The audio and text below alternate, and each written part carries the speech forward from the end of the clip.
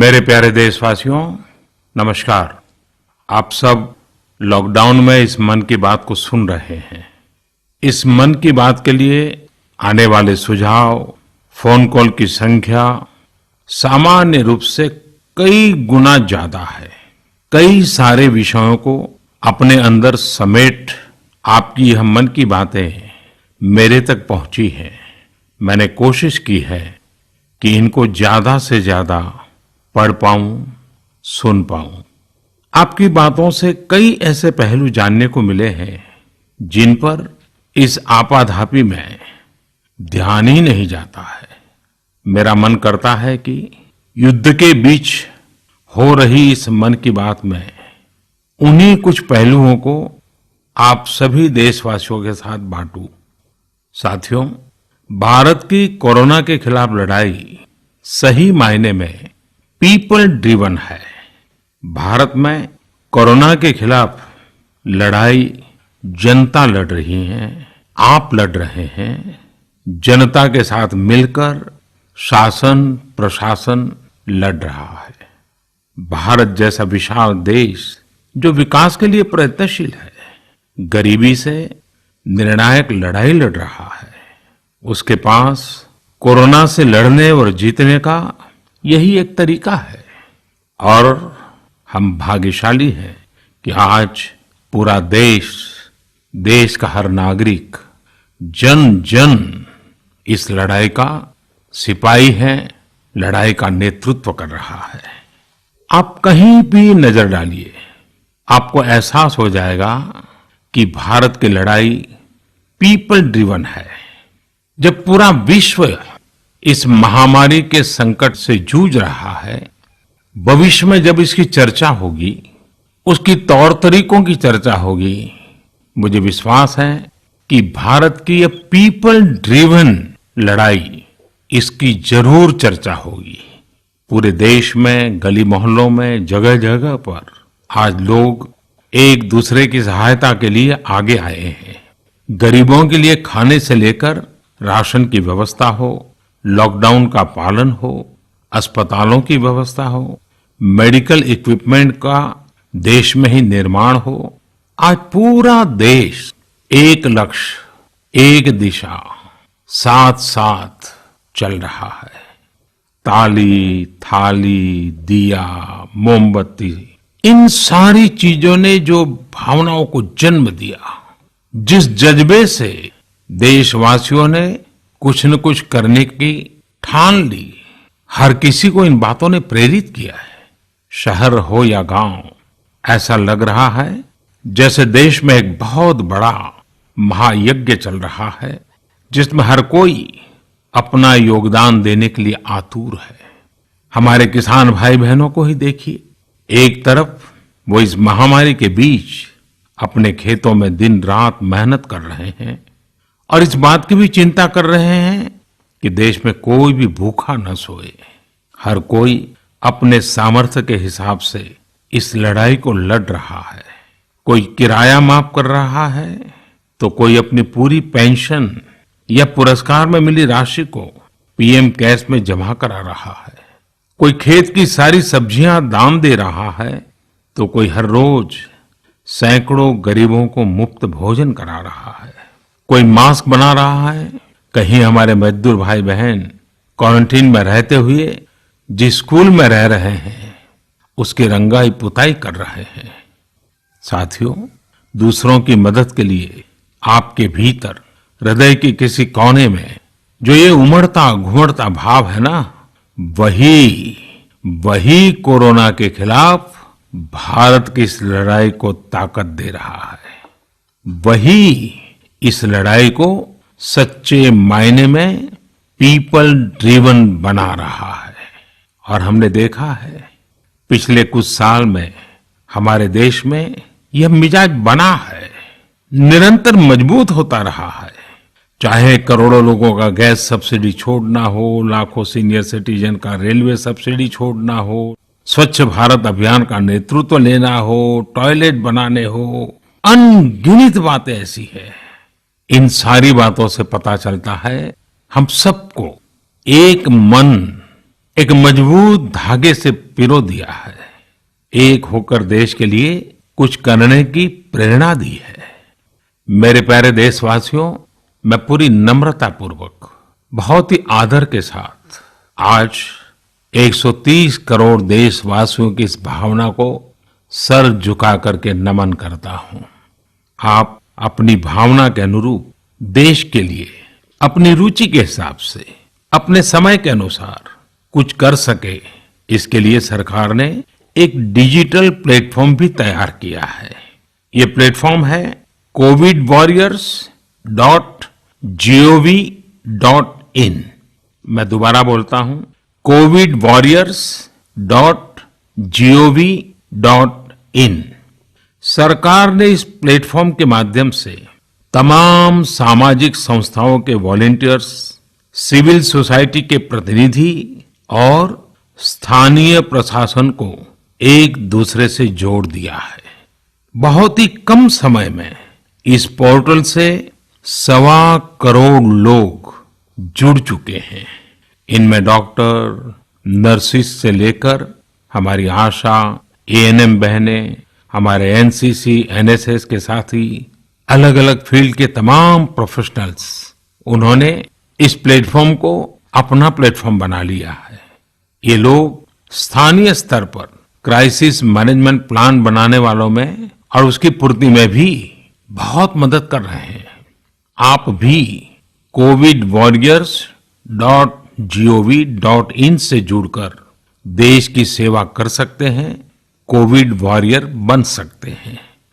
साथियों, हर मुश्किल हालात, हर लड़ाई कुछ न कुछ सबक देती है, कुछ न कुछ सिखा करके जाती है, सीख देती है, कुछ संभावनाओं के मार्ग बनाती है और कुछ नई मंजिलों की दिशा भी देती है। इस परिस्थिति में आप सब देशवासियों ने जो संकल्प शक्ति दिखाई है, उससे भारत में एक नए बदलाव की शुरुआत भी हुई है। हमारे बिजनेस, हमारे दफ्तर, हमारे शिक्षण संस्थान, हमारा मेडिकल सेक्टर, हर कोई तेजी से नए तकनीकी बदलावों की तरफ भी बढ़ रहे हैं। टेक्नोलॉजी के फ्रंट पर तो वाकई ऐसा लग रहा है कि देश का हर इनोवेटर नई परिस्थितियों के मुताबिक कुछ न कुछ नया निर्माण कर रहा है। साथियों, देश जब एक टीम बनकर के काम करता है, तब क्या कुछ होता है, ये हम अनुभव कर रहे हैं। आज केंद्र सरकार हो, राज्य सरकार हो, इनका हर एक विभाग और संस्थान राहत के लिए मिलजुल करके पूरी स्पीड से काम कर रहे हैं। हमारे एविएशन सेक्टर में काम कर रहे लोग हों, रेलवे कर्मचारी हो, ये दिन रात मेहनत कर रहे हैं ताकि देशवासियों को कम से कम समस्या हो। आप में से शायद बहुत लोगों को मालूम होगा कि देश के हर हिस्से में दवाइयों को पहुंचाने के लिए लाइफलाइन उड़ान नाम से एक विशेष अभियान चल रहा है। हमारे इन साथियों ने इतने कम समय में देश के भीतर ही 3 लाख किलोमीटर की हवाई उड़ान भरी है और 500 टन से अधिक मेडिकल सामग्री देश के कोने कोने में आप तक पहुंचाया है। इसी तरह रेलवे के साथी लॉकडाउन में भी लगातार मेहनत कर रहे हैं ताकि देश के आम लोगों को जरूरी वस्तुओं की कमी न हो। इस काम के लिए भारतीय रेलवे करीब करीब 60 से अधिक रेल मार्ग पर 100 से भी ज्यादा पार्सल ट्रेन चला रही है। इसी तरह दवाओं की आपूर्ति में हमारे डाक विभाग के लोग बहुत अहम भूमिका निभा रहे हैं। हमारे ये सभी साथी सच्चे अर्थ में कोरोना के वॉरियर ही हैं। साथियों, प्रधानमंत्री गरीब कल्याण पैकेज के तहत गरीबों के अकाउंट में पैसे सीधे ट्रांसफर किए जा रहे हैं। वृद्धावस्था पेंशन जारी की गई है। गरीबों को 3 महीने के मुफ्त गैस सिलेंडर, राशन जैसी सुविधाएं भी दी जा रही हैं। इन सब कामों में सरकार के अलग अलग विभागों के लोग, बैंकिंग सेक्टर के लोग एक टीम की तरह दिन रात काम कर रहे हैं और मैं हमारे देश की राज्य सरकारों की भी इस बात के लिए प्रशंसा करूंगा कि वो इस महामारी से निपटने में बहुत सक्रिय भूमिका निभा रही है। स्थानीय प्रशासन, राज्य सरकारें जो जिम्मेदारी निभा रही हैं, उसकी कोरोना के खिलाफ लड़ाई में बहुत बड़ी भूमिका है। उनका ये परिश्रम बहुत प्रशंसनीय है। मेरे प्यारे देशवासियों, देश भर से स्वास्थ्य सेवाओं से जुड़े लोगों ने अभी हाल ही में जो अध्यादेश लाया गया है, उस पर अपना संतोष व्यक्त किया है। इस अध्यादेश में कोरोना वॉरियर्स के साथ हिंसा, उत्पीड़न और उन्हें किसी रूप में चोट पहुंचाने वालों के खिलाफ बेहद सख्त सजा का प्रावधान किया गया है। हमारे doctor, nurses, paramedical staff, community health workers और ऐसे सभी लोग जो देश को कोरोना मुक्त बनाने में दिन रात जुटे हुए हैं, उनकी रक्षा करने के लिए ये कदम बहुत जरूरी था। मेरे प्यारे देशवासियों, हम सब अनुभव कर रहे हैं कि महामारी के खिलाफ इस लड़ाई के दौरान हमें अपने जीवन को, समाज को, हमारे आसपास हो रही घटनाओं को एक फ्रेश नजरिए से देखने का अवसर भी मिला है। समाज के नजरिए में भी व्यापक बदलाव आया है। आज अपने जीवन से जुड़े हर व्यक्ति की अहमियत का हमें आभास हो रहा है। हमारे घर में काम करने वाले लोग हो, हमारी जरूरतों को पूरा करने के लिए काम करने वाले हमारे सामान्य कामगार हो, पड़ोस की दुकानों में काम करने वाले लोग हो, इन सब की कितनी बड़ी भूमिका है, हमें ये अनुभव हो रहा है। इसी तरह जरूरी सेवाओं की डिलीवरी करने वाले लोग, मंडियों में काम करने वाले हमारे मजदूर भाई बहन, हमारे आस पड़ोस के ऑटो चालक, रिक्शा चालक, आज हम अनुभव कर रहे हैं कि इन सब के बिना हमारा जीवन कितना मुश्किल हो सकता है। आजकल सोशल मीडिया में हम सब लोग लगातार देख रहे हैं कि लॉकडाउन के दौरान लोग अपने इन साथियों को न सिर्फ याद कर रहे हैं, उनकी जरूरतों का ध्यान रख रहे हैं, बल्कि उनके बारे में बहुत सम्मान से लिख भी रहे हैं। आज देश के हर कोने से ऐसी तस्वीरें आ रही हैं कि लोग सफाई कर्मियों पर पुष्प वर्षा कर रहे हैं। पहले उनके काम को संभवतः आप भी कभी नोटिस नहीं करते थे। डॉक्टर हो, सफाई कर्मी हो, अन्य सेवा करने वाले लोग हो, इतना ही नहीं, हमारी पुलिस व्यवस्था को लेकर भी आम लोगों के सोच में काफी बदलाव हुआ है। पहले पुलिस के विषय में सोचते ही नकारात्मकता के सिवाय हमें कुछ नजर नहीं आता था। हमारे पुलिसकर्मी आज गरीबों, जरूरतमंदों को खाना पहुंचा रहे हैं, दवा पहुंचा रहे हैं। जिस तरह से हर मदद के लिए पुलिस सामने आ रही है, इससे पुलिसिंग का मानवीय और संवेदनशील पक्ष हमारे सामने उभर करके आया है, हमारे मन को झकझोर दिया है, हमारे दिल को छू लिया है। एक ऐसा अवसर है जिसमें आम लोग पुलिस से भावात्मक तरीके से जुड़ रहे हैं। हमारे पुलिस कर्मियों ने इसे जनता की सेवा के एक अवसर के रूप में लिया है और मुझे पूरा विश्वास है इन घटनाओं से आने वाले समय में सच्चे अर्थ में बहुत ही सकारात्मक बदलाव आ सकता है और हम सब ने इस सकारात्मकता को कभी भी नकारात्मकता के रंग से रंगना नहीं है। साथियों, हम अक्सर सुनते हैं प्रकृति, विकृति और संस्कृति। इन शब्दों को एक साथ देखें और इसके पीछे के भाव को देखें तो आपको जीवन को समझने का भी एक नया द्वार खुलता हुआ दिखेगा। अगर मानव प्रकृति की चर्चा करें तो ये मेरा है, मैं इसका उपयोग करता हूं। इसको और इस भावना को बहुत स्वाभाविक माना जाता है, किसी को इसमें कोई ऐतराज नहीं होता। इसे हम प्रकृति कह सकते हैं। लेकिन जो मेरा नहीं है, जिस पर मेरा हक नहीं है, उसे मैं दूसरे से छीन लेता हूं, उसे छीनकर उपयोग में लाता हूं तो हम इसे विकृति कह सकते हैं। इन दोनों से परे, प्रकृति और विकृति से ऊपर जब कोई संस्कारित मन सोचता है या व्यवहार करता है तो हमें संस्कृति नजर आती है।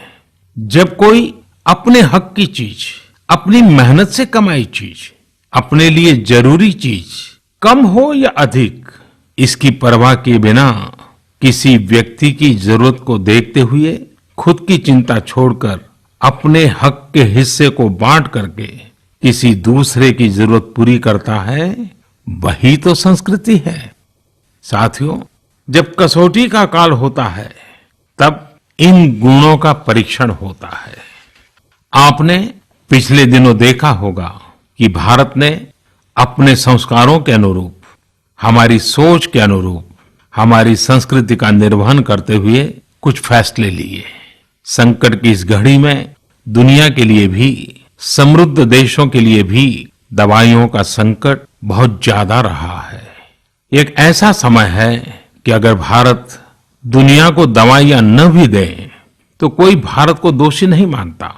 हर देश समझ रहा है कि भारत के लिए भी उसकी प्राथमिकता अपने नागरिकों का जीवन बचाना है। लेकिन साथियों, भारत ने प्रकृति विकृति की सोच से परे होकर फैसला लिया। भारत ने अपनी संस्कृति के अनुरूप फैसला लिया। हमने भारत की आवश्यकताओं के लिए जो करना था उसका प्रयास तो बढ़ाया ही, लेकिन दुनिया भर से आ रही मानवता की रक्षा की पुकार पर भी पूरा ध्यान दिया। हमने विश्व के हर जरूरतमंद तक दवाइयों को पहुंचाने का बीड़ा उठाया और मानवता के इस काम को करके दिखाया। आज जब मेरी अनेक देशों के राष्ट्राध्यक्षों से फोन पर बात होती है तो वो भारत की जनता का आभार जरूर व्यक्त करते हैं। जब वो लोग कहते हैं thank you India, thank you people of India, तो देश के लिए गर्व और बढ़ जाता है। इसी तरह इस समय दुनिया भर में भारत के आयुर्वेद और योग के महत्व को भी लोग बड़े विशिष्ट भाव से देख रहे हैं। सोशल मीडिया पर देखिए, हर तरफ इम्यूनिटी बढ़ाने के लिए किस तरह से भारत के आयुर्वेद और योग की चर्चा हो रही है। कोरोना की दृष्टि से आयुष मंत्रालय ने इम्यूनिटी बढ़ाने के लिए जो प्रोटोकॉल दिया था, मुझे विश्वास है कि आप लोग इसका प्रयोग जरूर कर रहे होंगे। गर्म पानी, काढ़ा और जो अन्य दिशा निर्देश आयुष मंत्रालय ने जारी किए हैं वो आप अपनी दिनचर्या में शामिल करेंगे तो आपको बहुत लाभ होगा। साथियों, वैसे ये दुर्भाग्य रहा है कि कई बार हम अपनी ही शक्तियां और समृद्ध परंपराओं को पहचानने से इनकार कर देते हैं। लेकिन जब विश्व का कोई दूसरा देश एविडेंस बेस्ड रिसर्च के आधार पर वही बात करता है, हमारी ही फॉर्मूला हमें सिखाता है, तो हम उसे हाथों हाथ ले लेते हैं। संभवतः इसके पीछे एक बहुत बड़ा कारण सैकड़ों वर्षों की हमारी गुलामी का कालखंड रहा है। इस वजह से कभी कभी हमें अपनी ही शक्ति पर विश्वास नहीं होता है, हमारा आत्मविश्वास कम नजर आता है। इसलिए हम अपने देश की अच्छी बातों को, हमारे पारंपरिक सिद्धांतों को एविडेंस बेस्ड रिसर्च के आधार पर आगे बढ़ाने के बजाय उसे छोड़ देते हैं, उसे हीन समझने लगते हैं।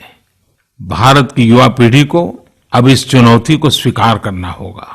जैसे विश्व ने योग को सहज स्वीकार किया है, वैसे ही हजारों वर्षों पुराने हमारे आयुर्वेद के सिद्धांतों को भी विश्व अवश्य स्वीकार करेगा। हाँ, इसके लिए युवा पीढ़ी को संकल्प लेना होगा और दुनिया जिस भाषा में समझती है उस वैज्ञानिक भाषा में हमें समझाना होगा, कुछ करके दिखाना होगा। साथियों, वैसे कोविड-19 के कारण कई सकारात्मक बदलाव हमारे काम करने के तरीके, हमारी जीवन शैली और हमारी आदतों में भी स्वाभाविक रूप से अपनी जगह बना रहे हैं। आपने सबने भी महसूस किया होगा इस संकट ने कैसे अलग अलग विषयों पर हमारी समझ और हमारी चेतना को जागरूक किया है। जो असर हमें अपने आसपास देखने को मिल रहे हैं, इनमें सबसे पहला है मास्क पहनना और अपने चेहरे को ढककर रखना। कोरोना की वजह से बदलते हुए हालात में मास्क भी हमारे जीवन का हिस्सा बन रहा है। वैसे हमें इसकी भी आदत कभी नहीं रही कि हमारे आसपास के बहुत सारे लोग मास्क में दिखे, लेकिन अब हो यही रहा है। हाँ, इसका ये मतलब नहीं है कि जो मास्क लगाते हैं वे सभी बीमार हैं। और जब मैं मास्क की बात करता हूं तो मुझे एक पुरानी बात याद आती है। आप सबको भी याद होगा, एक जमाना था कि हमारे देश के कई ऐसे इलाके ऐसे होते थे कि वहां अगर कोई नागरिक फल खरीदता हुआ दिखता था तो आस पड़ोस के लोग उसको जरूर पूछते थे, क्या घर में कोई बीमार है? यानी फल मतलब बीमारी में ही खाया जाता है, ऐसी एक धारणा बनी हुई थी। हालांकि समय बदला और ये धारणा भी बदली। वैसे ही मास्क को लेकर भी धारणा अब बदलने वाली ही है। आप देखिएगा, मास्क अब सभ्य समाज का प्रतीक बन जाएगा। अगर बीमारी से खुद को बचना है और दूसरों को भी बचाना है तो आपको मास्क लगाना पड़ेगा। और मेरा तो सिंपल सुझाव रहता है, गमछा मुंह ढकना है। साथियों, हमारे समाज में एक और बड़ी जागरूकता ये आई है कि अब सभी लोग ये समझ रहे हैं कि सार्वजनिक स्थानों पर थूकने के क्या नुकसान हो सकते हैं। यहां वहां कहीं पर भी थूक देना गलत आदतों का हिस्सा बना हुआ था। ये स्वच्छता और स्वास्थ्य को गंभीर चुनौती भी देता था। वैसे एक तरह से देखें तो हम हमेशा से ही इस समस्या को जानते रहे, लेकिन ये समस्या समाज से समाप्त होने का नाम ही नहीं ले रही थी। अब वो समय आ गया है कि इस बुरी आदत को हमेशा हमेशा के लिए खत्म कर दिया जाए। कहते भी हैं कि बेटर लेट देन नेवर। तो देर भले हो गई हो, लेकिन अब ये थूकने की आदत छोड़ देनी चाहिए। ये बातें जहां बेसिक हाइजीन का स्तर बढ़ाएंगी, वहीं कोरोना संक्रमण को फैलने से रोकने में भी मदद करेगी। मेरे प्यारे देशवासियों, ये सुखद संयोग ही है कि आज जब आपसे मैं मन की बात कर रहा हूं तो अक्षय तृतीया का पवित्र पर्व भी है। साथियों, क्षय का अर्थ होता है विनाश, लेकिन जो कभी नष्ट नहीं हो, जो कभी समाप्त नहीं हो, वो अक्षय है। अपने घरों में हम सब इस पर्व को हर साल मनाते हैं, लेकिन इस साल हमारे लिए इसका विशेष महत्व है। आज के कठिन समय में यह एक ऐसा दिन है जो हमें याद दिलाता है कि हमारी आत्मा, हमारी भावना अक्षय है। यह दिन हमें याद दिलाता है कि चाहे कितनी भी कठिनाइयां रास्ता रोके, चाहे कितनी भी आपदाएं आए, चाहे कितनी भी बीमारियों का सामना करना पड़े, इनसे लड़ने और जूझने की मानवीय भावनाएं अक्षय है। माना जाता है कि यही वो दिन है जिस दिन भगवान श्री कृष्ण और भगवान सूर्यदेव के आशीर्वाद से पांडवों को अक्षय पात्र मिला था। अक्षय पात्र यानी एक ऐसा बर्तन जिसमें भोजन कभी समाप्त नहीं होता है। हमारे अन्नदाता किसान हर परिस्थिति में देश के लिए, हम सब के लिए इसी भावना से परिश्रम करते हैं। इन्हीं के परिश्रम से आज हम सब के लिए, गरीबों के लिए देश के पास अक्षय अन्न भंडार है। इस अक्षय तृतीया पर हमें अपने पर्यावरण, जंगल, नदियां और पूरे इकोसिस्टम के संरक्षण के बारे में भी सोचना चाहिए, जो हमारे जीवन में महत्वपूर्ण भूमिका निभाते हैं। अगर हम अक्षय रहना चाहते हैं तो हमें पहले यह सुनिश्चित करना होगा कि हमारी धरती अक्षय रहे। क्या आप जानते हैं कि अक्षय तृतीया का यह पर्व दान की शक्ति यानी पावर ऑफ गिविंग का भी एक अवसर होता है। हम हृदय की भावना से जो कुछ भी देते हैं, वास्तव में महत्व उसी का होता है। यह बात महत्वपूर्ण नहीं है कि हम क्या देते हैं और कितना देते हैं। संकट के इस दौर में हमारा छोटा सा प्रयास हमारे आसपास के बहुत से लोगों के लिए बहुत बड़ा संबल बन सकता है। साथियों, जैन परंपरा में भी यह बहुत पवित्र दिन है, क्योंकि पहले तीर्थंकर भगवान ऋषभदेव के जीवन का यह एक महत्वपूर्ण दिन रहा है। ऐसे में जैन समाज इसे एक पर्व के रूप में मनाता है और इसलिए ये समझना आसान है कि क्यों इस दिन को लोग किसी भी शुभ कार्य को प्रारंभ करना पसंद करते हैं। चूंकि आज कुछ नया शुरू करने का दिन है, तो ऐसे में क्या हम सब मिलकर अपने प्रयासों से अपनी धरती को अक्षय और अविनाशी बनाने का संकल्प ले सकते हैं? साथियों, आज भगवान बसवेश्वर जी की भी जयंती है। ये मेरा सौभाग्य रहा है कि मुझे भगवान बसवेश्वर की स्मृतियां और उनके संदेश से बार बार जुड़ने का, सीखने का अवसर मिला है। देश और दुनिया में भगवान बसवेश्वर के सभी अनुयायियों को उनकी जयंती पर बहुत बहुत शुभकामनाएं। साथियों, रमजान का भी पवित्र महीना शुरू हो चुका है। जब पिछली बार रमजान मनाया गया था तो किसी ने सोचा भी नहीं था कि इस बार रमजान में इतनी बड़ी मुसीबतों का भी सामना करना पड़ेगा। लेकिन अब जब पूरे विश्व में ये मुसीबत आ ही गई है, तो हमारे सामने अवसर है इस रमजान को संयम, सद्भावना, संवेदनशीलता और सेवा भाव का प्रतीक बनाएं। इस बार हम पहले से ज्यादा इबादत करें ताकि ईद आने से पहले दुनिया कोरोना से मुक्त हो जाए और हम पहले की तरह उमंग और उत्साह के साथ ईद मनाएं। मुझे विश्वास है कि रमजान के इन दिनों में स्थानीय प्रशासन के दिशा निर्देशों का पालन करते हुए कोरोना के खिलाफ चल रही इस लड़ाई को हम और मजबूत करेंगे। सड़कों पर, बाजारों में, मोहल्लों में फिजिकल डिस्टेंसिंग के नियमों का पालन अभी बहुत आवश्यक है। मैं आज उन सभी कम्युनिटी लीडर्स के प्रति भी आभार प्रकट करता हूं जो 2 गज दूरी और घर से बाहर नहीं निकलने को लेकर लोगों को जागरूक कर रहे हैं। वाकई कोरोना ने इस बार भारत समेत दुनिया भर में त्योहारों को मनाने का स्वरूप ही बदल दिया है, रंग रूप बदल दिए हैं। अभी पिछले दिनों ही हमारे यहाँ भी बिहू, बैसाखी, पुथंडू, विशु, ओडिया न्यू ईयर ऐसे अनेक त्योहार आए। हमने देखा कि लोगों ने कैसे इन त्योहारों को घर में रहकर और बड़ी सादगी के साथ और समाज के प्रति शुभ चिंतन के साथ त्योहारों को मनाया। आमतौर पर वे इन त्योहारों को अपने दोस्तों और परिवारों के साथ पूरे उत्साह और उमंग के साथ मनाते थे, घर के बाहर निकलकर अपनी खुशी साझा करते थे। लेकिन इस बार हर किसी ने संयम बरता, लॉकडाउन के नियमों का पालन किया। हमने देखा है कि इस बार हमारे ईसाई दोस्तों ने ईस्टर भी घर पर ही मनाया है। अपने समाज, अपने देश के प्रति ये जिम्मेदारी निभाना आज की बहुत बड़ी जरूरत है। तभी हम कोरोना के फैलाव को रोक पाने में सफल होंगे, कोरोना जैसी वैश्विक महामारी को परास्त कर पाएंगे। मेरे प्यारे देशवासियों, इस वैश्विक महामारी के संकट के बीच आपके परिवार के एक सदस्य के नाते, और आप सब भी मेरे ही परिवारजन हैं, तब कुछ संकेत करना, कुछ सुझाव देना, ये मेरा दायित्व भी बनता है।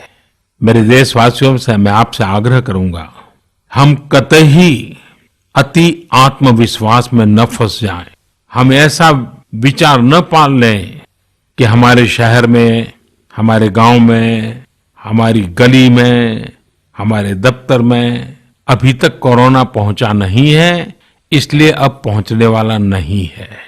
देखिए, ऐसी गलती कभी मत पालना। दुनिया का अनुभव हमें बहुत कुछ कह रहा है और हमारे यहाँ तो बार बार कहा जाता है, सावधानी हटी तो दुर्घटना घटी।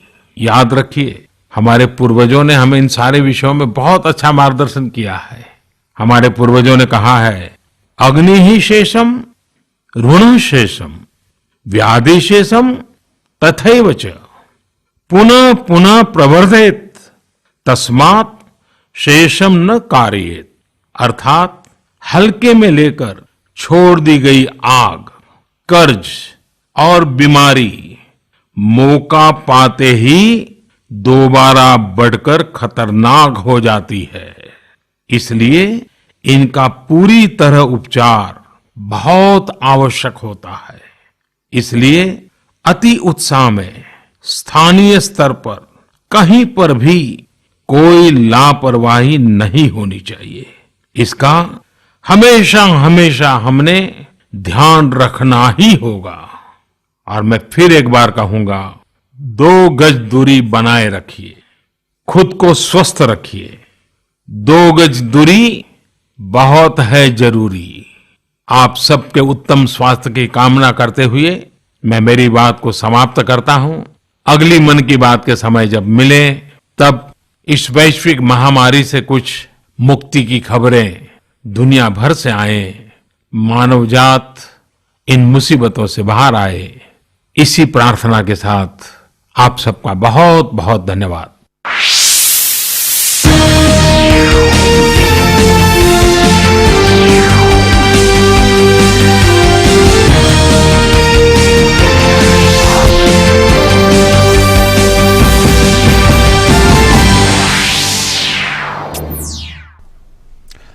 नमस्कार, इस खास कार्यक्रम में आप सभी का स्वागत है। जैसा कि आपने देखा कि प्रधानमंत्री ने आज मन की बात